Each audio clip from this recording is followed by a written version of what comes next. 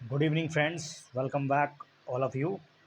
आप सबों का एक बार फिर से हार्दिक अभिनंदन। इस वीडियो में हम लोग सीखेंगे ग्रामर से जुड़े हुए महत्वपूर्ण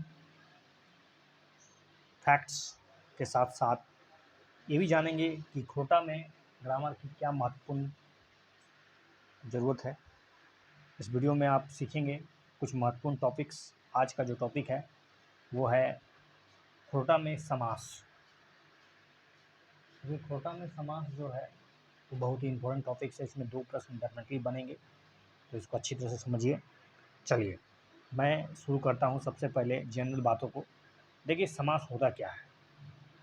कहा जाता है कि 2 या 2 से जो अधिक शब्द हैं या पद हैं जो स्वतंत्र हैं, जब उनको मिला दिया जाए, उनके मेल से जो शब्द बनेगा, एक नया शब्द बनेगा। ऐसी प्रवृत्ति खोटा में भी पाई जाती है। अर्थात इस प्रवृत्ति को व्याकरण में समास के नाम से जाना जाता है। समास में मुख्यतः 6 भेद होते हैं। जैसा कि आप जानते हैं कि द्वंद्व समास, बहुव्रीहि समास, तत्पुरुष समास, कर्मधारय समास, द्विगु समास और एक होता है अवयवी भाव समास। जैसा कि आप हिंदी में पढ़ते आ रहे हैं, उसी तरह से यहाँ पर भी 6 समास हैं।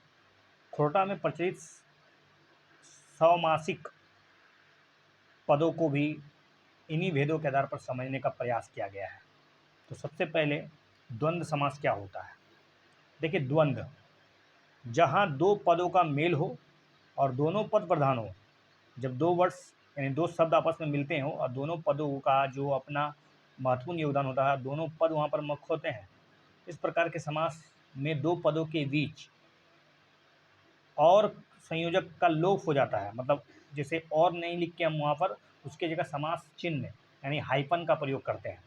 जैसे माई बाप, दाइल भात, हारू गरु, खेत बाड़ी, घर दुआर, बूढ़ा बूढ़ी, झार पात, छुआ जुआन, बेटा बेटी।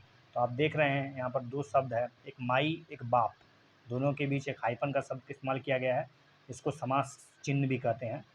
उसी तरह दाल भात, तो जहाँ पर आपको हाइफन दिखे, इस तरह के शब्दों में जो जोड़ों के साथ आता हो, जो दोनों पद जिसमें मुख्य हो, तो आप किसी एक पद को गौण नहीं कर सकते इसमें, तो उसको हम लोग द्वंद्व समास कहते हैं। अगला हम लोग चलते हैं बहुव्रीहि समास। बहुव्रीहि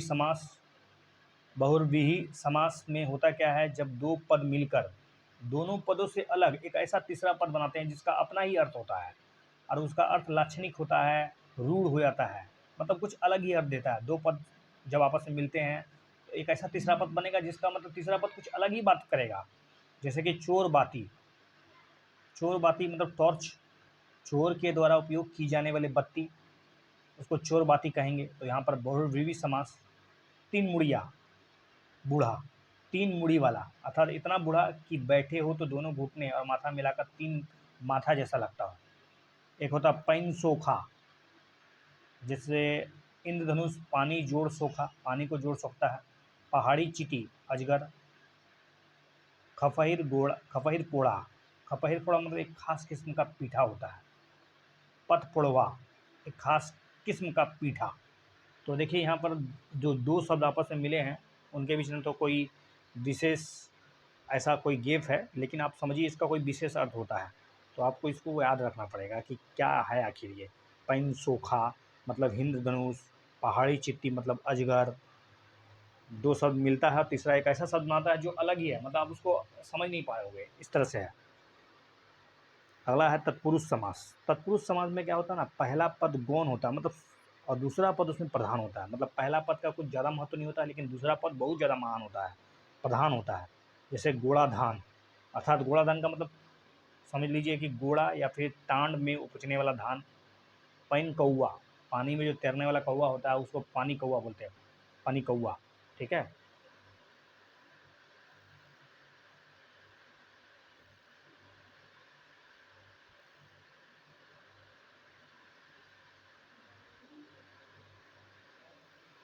आते हैं हम लोग अगला टॉपिक इसी में, इसका एग्जाम्पल और देख लीजिए।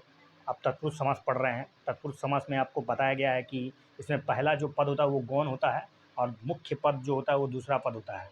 जैसे कि सान पेटरी या सान पेटारी, मतलब सोने की पेटरी यानी पटारी नहीं, बंदूक, संदूक, सॉरी संदूक बोलना था मुझे, बंदूक निकल गया, शान पेटारी। जैसे कि सौत बेटा या बेटी, सौतन का बेटा या बेटी, तो सौत यहाँ पर छोटा शब्द है लेकिन बेटा मुख्य शब्द है, तो सौतन का बेटा या बेटी। बैगन बारी, बैगन का खेत। हर जोतवा, जो हल से खेत जोतने वाला होता है उसको हर जोतवा बोलते हैं, तो हर जोतवा। मरघटी, मरे हुए आदमी के लिए निर्धारित घाट यानी शमशान घाट, तो उसको मरघटी बोलते हैं। पहला शब्द इसमें उतना इम्पोर्टेंट नहीं है, लेकिन दूसरा शब्द जो घटी है वो घम, उसको शमशान को सबको धन खेत मतलब धान की फसल का खेत। उसी तरह भूस कूड़ा मतलब भूसा का जो कूड़ा है या सत्तू जिसको बोल सकते हैं आप। चौथा समास है कर्मधारय समास। इस तरह के समास में पहला पद विशेषण और दूसरा पद जो होता है वो संज्ञा या विशेष से होता है। मतलब पहला पद आपका विशेषण दिखेगा और दूसरा पद संज्ञा की विशेषता बताएगा, यानी संज्ञा की विशेषता पहला पद होगा और दूसरा होगा संज्ञा, अर्थात दोनों पद में उपनाम उपमेय का संबंध होता है, उपनाम और उपमेय का संबंध होता है। ठीक है, जैसे घोड़ा मुआ, घोड़ा मुआ मतलब घोड़े जैसा मुंह वाला, घोड़े जैसा मुंह वाला। खरगोश जैसे कान वाला, खेर कान। ठीक है, चांदमुखी, पहला पद देखिए यहाँ पर मतलब चांद से विशेषता किया गया इसलिए विशेषण है। चांद जैसा चेहरा, चांद जैसा मुख, चंद्रमुखी। खरगति, खरगदत्ती मतलब यानी हाथी के जैसे बड़े बड़े जो दांत होते हैं उसको खरगदत्ती बोलते हैं। बैंगटेंगा, बोंगटोंगा जो होता है बगुले जैसी पतली पतली टांगे जो होती है ना, बगुले जैसी पतली टांगे वाला, बोंगटेंगा, बोंगटेंगा। ये कर्मधारय समास है। मतलब इसमें आप समझिए पहला पद विशेषण है और दूसरा पद संज्ञा है। पकौड़ी मतलब पकी हुई बड़ी, उसको पकौड़ी बोलते हैं लोग, पकौड़ी। कुछ कुमार, कच्ची उम्र का, कच्ची उम्र का जो कुमारा या कुमारी होती है उसको कुछ कुमार बोला जाता है। तो पहला पद ध्यान दीजिए एक संख्यावाचक नहीं है बल्कि ये कहीं ना कहीं उसकी विशेषता बताता है, तब विशेषण है, जबकि दूसरा पद संज्ञा है। अब आते हैं द्विगु समास, इससे सवाल पूछा गया था। द्विगु समास में पहला पद संख्यावाची विशेषण होता है, ध्यान रहे पहला पद ही संख्यावाची होगा। जैसे 5 घाघ, 5 झरनों का समूह। दुबटिया, 2 स्तंभ, रास्तों का जो स्थल होता है उसको दुबटिया बोलते हैं। दुमुहिया, 2 मुंह वाला। सतघरगा, 7 घरों वाला खेल जो होता है सतघरगा बोलते हैं उसको। 3 फेड़ी, 3 फेड़ी में 3 तनों का समूह या 3 फेड़ों का समूह। चौमुखी में 4 मुंह वाला। 8 गोड़वा, 8 पैरों वाला। तो पहला पद देखिए 5, दू, सत, 3, चौ, 8, ये सब क्या है, पहला पद संख्यावाचक है, इसलिए इसको द्विगु समास के अंतर्गत रखा गया है। अब आएंगे हम लोग फाइनली अंतिम समास, वह है अवयवी भाव समास। अवयवी भाव समास में दूसरा पद अव्यय ना होते हुए भी पहले पद के अव्यय होने के कारण समस्त पद अव्यय बन जाता। मतलब अगर पहला पद अव्यय नहीं है लेकिन चूंकि दूसरा पद जो है मतलब दूसरा पद अव्यय नहीं है और पहला पद के अव्यय होने के कारण पूरा टोटल का टोटल जो पद होता है मिल जुलने के बाद वो पूरा पद भी अव्यय हो जाता है और इससे बनता है अवयवी भाव समास। तो इसके कुछ एग्जाम्पल देख लीजिए, जैसे कि बतर सिरे मतलब मौके पर बतर सिरे। तो पहला पद ध्यान रहे अव्यय मतलब होता है जिसका कोई मतलब मूल अर्थ नहीं होता। ठीक है, जैसे स्वयं सिरे, समय पूरा होने पर। पथ, पैत बछर, हर साल, पैत बछर। अड़बेरिया, बेला जब तिरछी हो जाए, अड़बेरिया। बेछंद, अप्रिय, अनुचित, असोठा, अनुचित, अवांछित, नियम विरुद्ध। जाऊ जिंदगी, जीवन पर्यत मतलब पूरा जिंदगी भर। सगर घड़ी, हर समय। भैरमुहा, पूरा मुंह भर के। इसके अतिरिक्त नन्य समास के रूप में समास की एक और भेद उल्लेख मिलता है, मतलब एक तरह से निषेधात्मक या अभाववाचक उपसर्ग लगा होता है इसमें। तो ये था समास की जानकारी। तो इस वीडियो में इतना ही। समास के लिए इस वीडियो को बार बार देखिए, आपका रिवीजन हो जाएगा। Thank you.